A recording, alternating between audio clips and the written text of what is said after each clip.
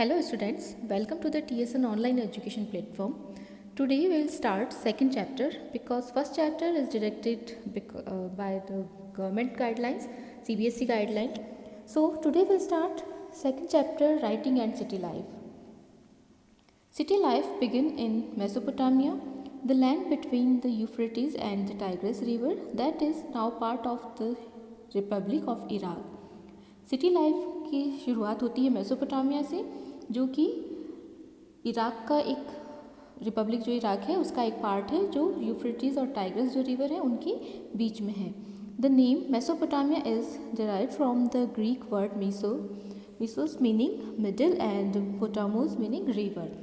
जो मेसोपोटामिया है वो एक ग्रीक वर्ड से बना है जिसमें दो ग्रीक वर्ड है. First is meso, it means middle, and second is potamos, it means river.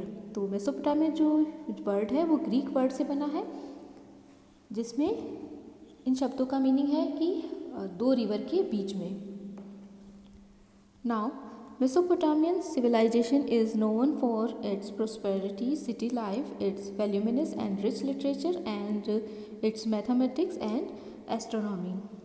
जो मेसोपोटामियन सिविलाइजेशन है वो उसकी प्रॉस्पेरिटी, सिटी लाइफ और जो उसका रिच लिटरेचर है, वैल्यूमिनस और रिच लिटरेचर, और उसके अलावा मैथमेटिक्स और नक्षत्र विज्ञान जिसे एस्ट्रोनॉमी कहते हैं उसकी वजह से जाना जाता है. Mesopotamia's writing system and literature spread to the eastern Mediterranean, northern Syria and Turkey after 2000 BCE, so that the kingdoms of that entire region were writing to one another and to the pharaoh of Egypt in the language and script of Mesopotamia. तो जो Mesopotamia का writing system है और उसका literature है वो जो eastern Mediterranean है वह और नॉर्दर्न सीरिया से लेकर टर्की तक फैला हुआ था.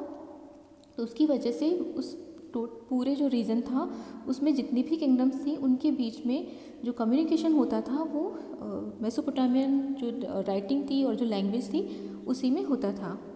Here we shall explore the connection between city life and writing and then look at some outcomes of a sustained tradition of writing.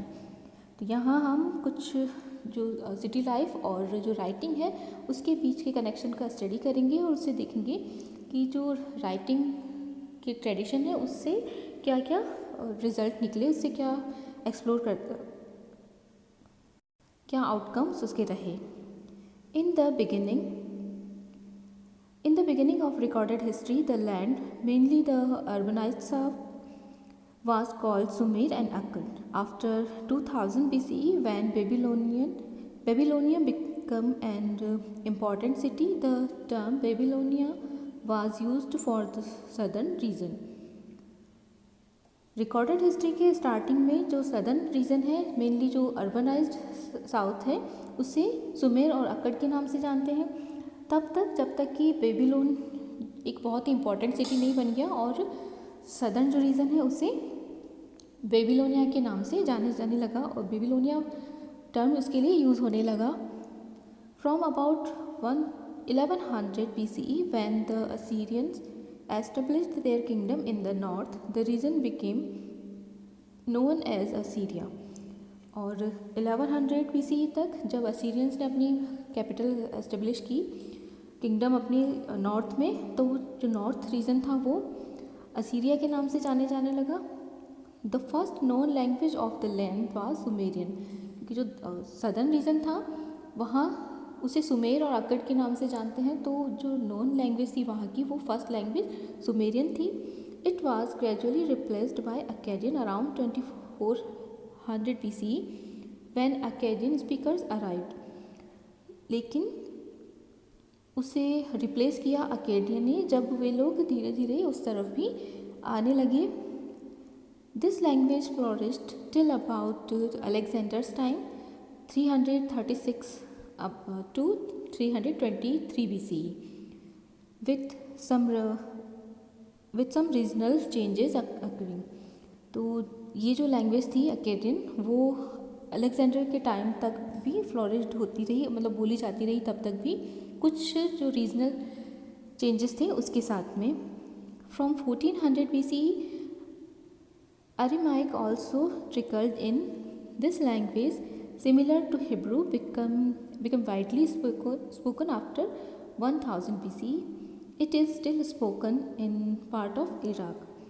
और उसके बाद में अराउंड 1400 BCE अरेमाइक जो थी वह बोले जाने लगी। उसने उसे रिप्लेस किया अकेडियन को रिप्लेस किया अरेमाइक ने। ये जो हिब्रू लैंग्वेज है उससे काफ़ी सिमिलर थी और काफ़ी ज़्यादा क्षेत्र में फिर ये बोली जाने लगी और अभी भी इराक के कुछ पार्ट्स में ये बोली जाती है। Archaeology in Mesopotamia begin in the 1840s at one or two site. Excavations continued for decades. Not only can we study hundreds of Mesopotamian buildings, statues, ornaments, graves, tools and seals as sources, there are thousands of written documents.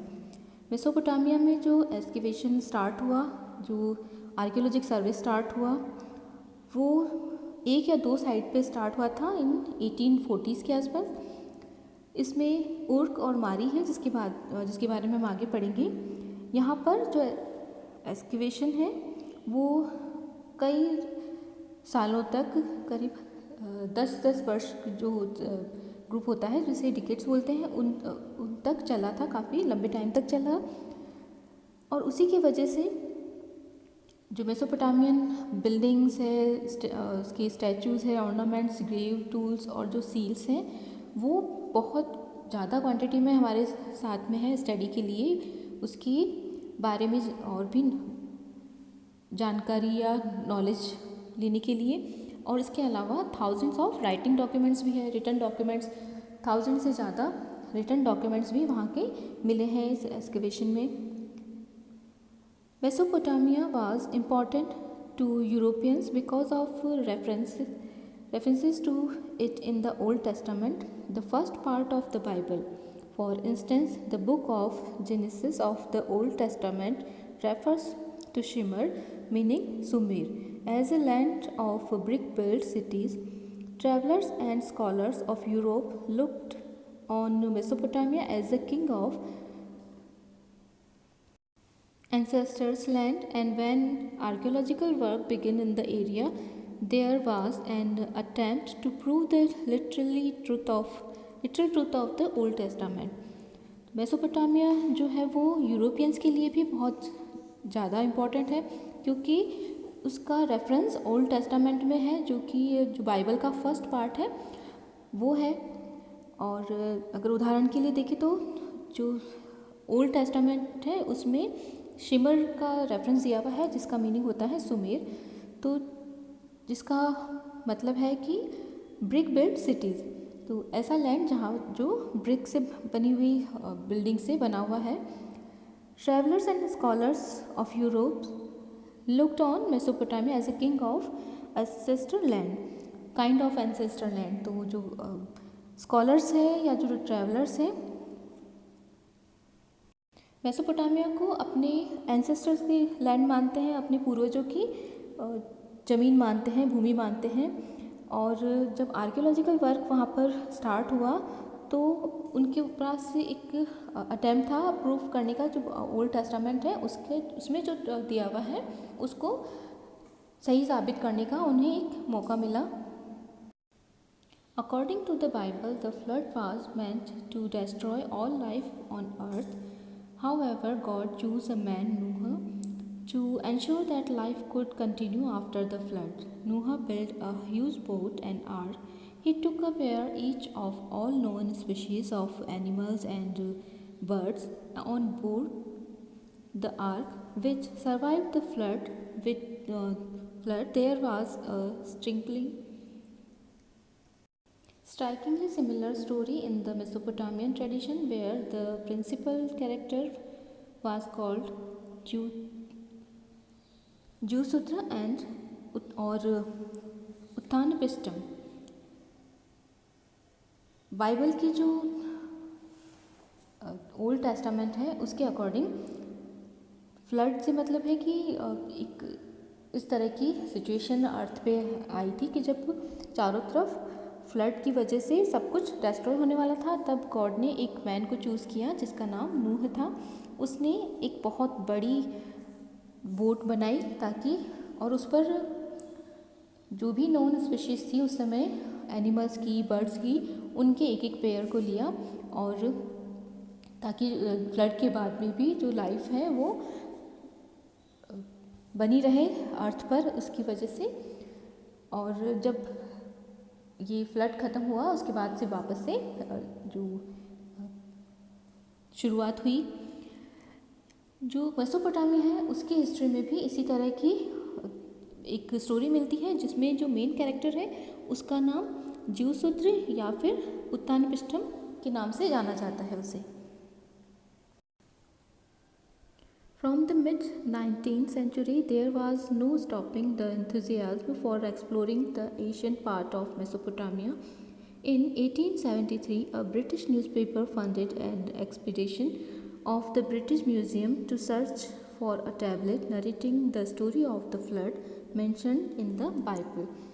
तो जो mid-19th century थी तब तक जो Mesopotamia का जो searching थी या एक्सप्लोरेशन था उसमें कोई भी एंथुजियाज्म में कोई भी कमी नहीं आई थी, बिल्कुल भी रुका नहीं था। 1873 में एक ब्रिटिश न्यूज़पेपर ने जो ब्रिटिश म्यूज़ियम है उसके लिए इस एक्सपीडिशन को फंड करना शुरू किया, ताकि एक जो टैबलेट जिस पे जो बाइबल की स्टोरी मेंशन थी उसको फाइंड आउट किया जा सके।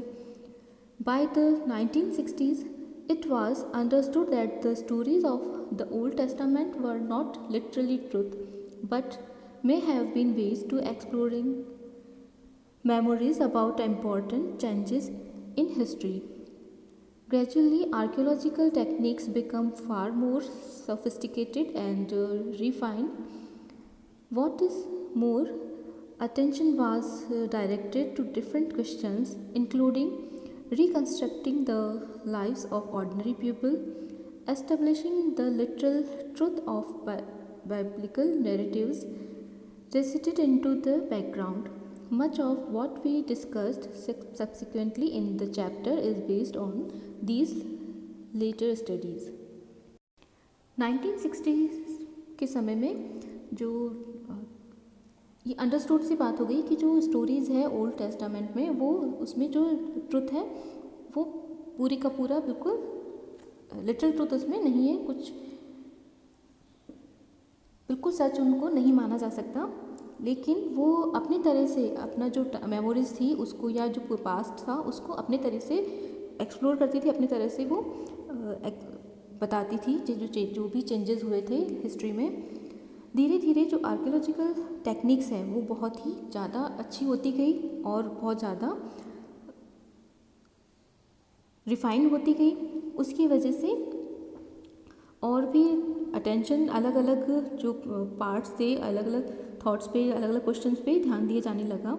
इसकी वजह से जो ऑर्डिनरी पीपल थे उनके बारे में भी, उनकी लाइफ के बारे में भी रिकन्स्ट्रक्टिंग होने लगी, वो किस तरह से रहते थे, क्या उनका रहन सहन कैसा था, इसके बारे में भी और जो रिकन्स्ट्रक्शन होने लगा था। और उसके बाद में जो बाइबल का ट्रुथ था उसे एक्सप्लोर करने का या उसको साबित करने का वो काम जो था वो साइड में हो गया, और जो मेसोपोटामियन सिविलाइजेशन था उसके बारे में ज़्यादा से ज़्यादा नॉलेज पाने का, उसके बारे में जानकारी पाने का काम ज़्यादा इम्पोर्टेंट हो गया। तो जो आगे के जो चैप्टर है उसमें हम इसी पर बेस्ड डिस्कस करेंगे, उसी के बारे में जानकारी लेंगे हम।